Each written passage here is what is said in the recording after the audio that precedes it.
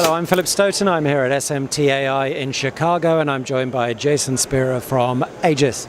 Jason, always good to talk to you.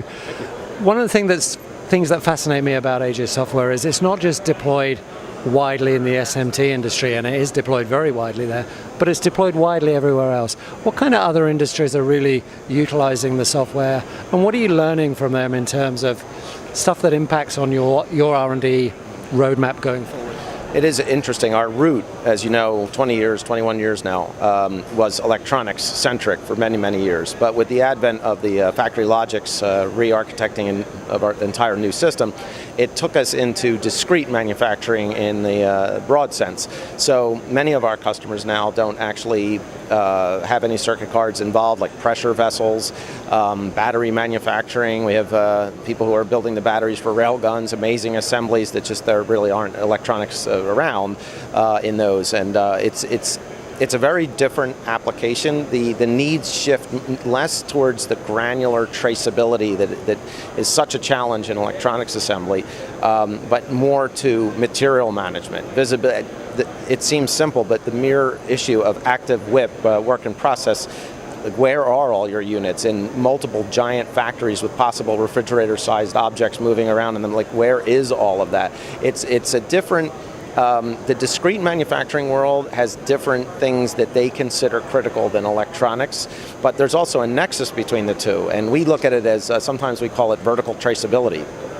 You have the issue of most products now, I don't know if that could be said generically, but a lot of them, they may be an upper level discrete assembly, but there's a circuit card or device, electronic device somewhere in it. So now the issue becomes they want to go from whoever made the circuit card and the chip traceability all the way up into the final vehicle or whatever it's going into. So there is actually a crossover, which our system can handle because it supports both worlds rather nicely. Yeah, and that nexus is what gets you back to basics rather than getting bogged down in, an SPI machine or one particular process.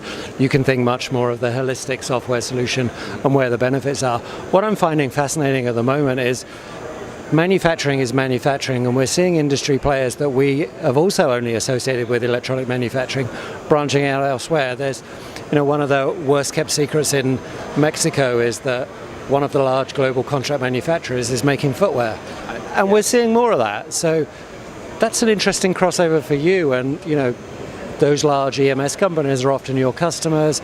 They have new manufacturing challenges. I guess your activity in the discrete industry can help with that.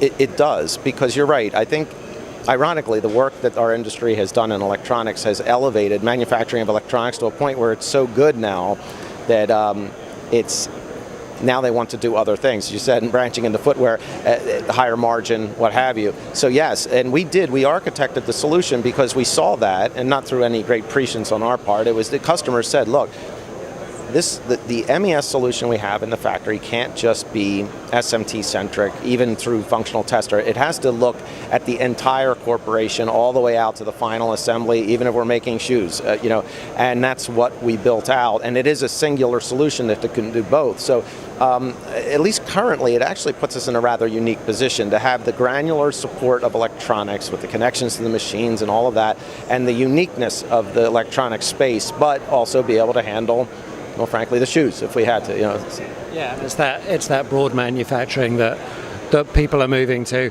So we've got another big trade show coming up, Productronica, regular spot for product launches. Anything new from you guys there? Well, we're launching right now. Our internal launches have occurred. The beta has cleared in the field as the 2017.1 release, which is our new product versioning of Factory Logics, which is a very large extension to our logistics area, which in some part is because of the discrete world. The material management is such a huge issue. We see it an awful lot in China because the factories are so massive, and actually we see it elsewhere. Again, maybe because the main lines have the machines, the process itself has grown so efficient that everyone's starting to say, maybe you see it in the popularity of the towers, the material towers, is they're starting to say, wait a minute, the focus, the greatest benefits can now come, we have too much overhead going on in the material management, from where ERP hands off to everything that flows back and forth to the Kanbans, the warehouse, and so forth. And the new version of our system is very, very much augmented beyond what we had before to handle that at a great depth. And also it now has added in tactical scheduling. And we use that term very specifically. ERP is still doing the longer term scheduling, but what the company, our customers are telling us is we need something that's like an interactive dashboard where, as all these permutations are occurring in the real production environment, we need to be able to shunt that line, switch to another, but have all the materials just handle it. So now it's a really nice scheduling environment we have. So. Okay. And last question. When I was at Hanover Fair earlier this year, obviously discussion about Industry 4.0, but kind of subsections of it. AI came up quite a lot, virtual reality came out a lot, and digital twin came up a lot.